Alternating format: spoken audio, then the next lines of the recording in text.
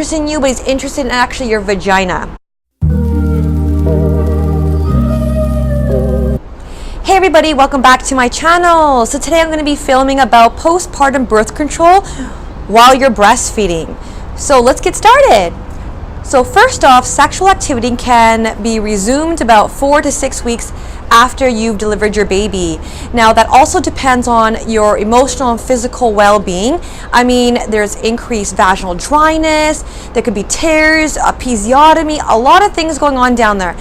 And I mean, you're gonna have your husband creeping you all over the house. He's following you in the kitchen, he's following you in the shower. You think he's interested in you, but he's interested in actually your vagina. Yes, he is wondering, when are you ready to take part in sexual intercourse? Yes, so that sideways look, you know, you'll be like making a sandwich and he'll be like peek up around the corner and you think he's interested in the sandwich, he's more interested in you. You know, no, he's just interested in one thing. And I mean, if you're ready, that's great. Something to keep in mind is that you cannot time ovulation because you will often ovulate before your first period. So forget timing it, right? So do not use breastfeeding as a form of contraception. It is not effective.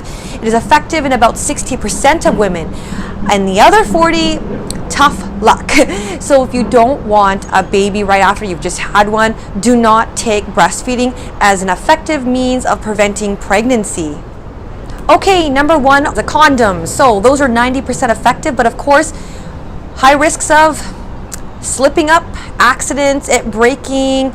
So it's not the most effective means of preventing pregnancy.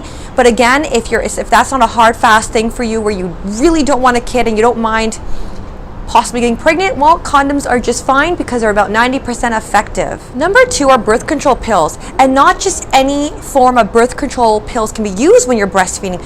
You cannot use estrogen containing birth control pills. That will down-regulate your milk for those breastfeeding mommies. So you are left with progesterone birth control pills.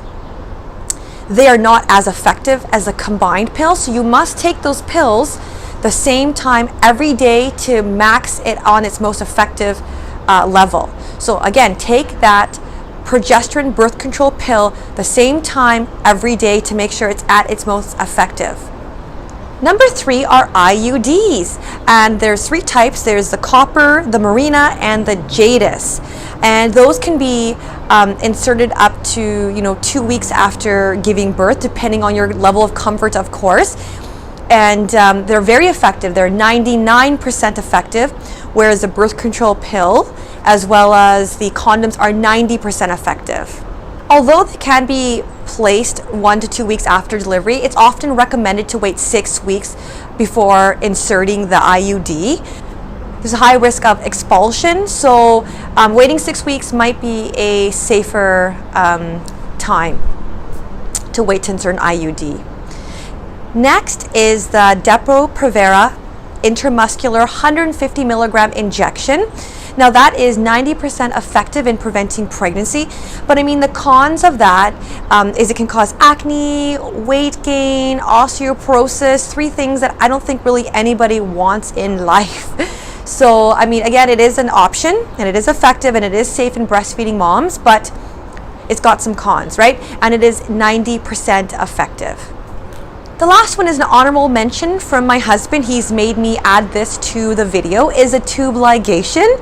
Yes, a tube ligation that can be performed immediately after a C-section, or it can be done after a vaginal delivery, or it can be done as a separate procedure altogether later on when you're ready to do it, or when you're not ready to do it, or you don't want to do it, because I wouldn't want to do it. I would rather place that burden on the men to get their snippity done. I mean, my body's already gone through a lot, so I'm not going to just, hey, add a tube ligation to the pile of like things my vagina and my body's gone through. So no, I don't think so. It's done a lot. It's done enough.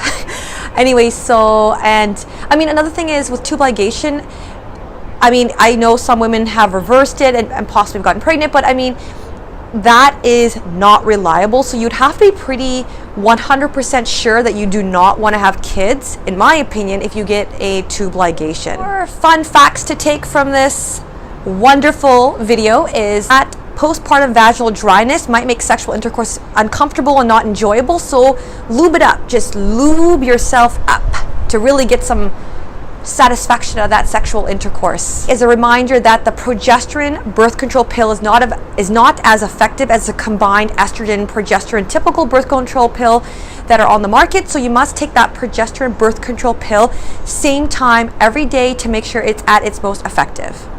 Lastly is number 4.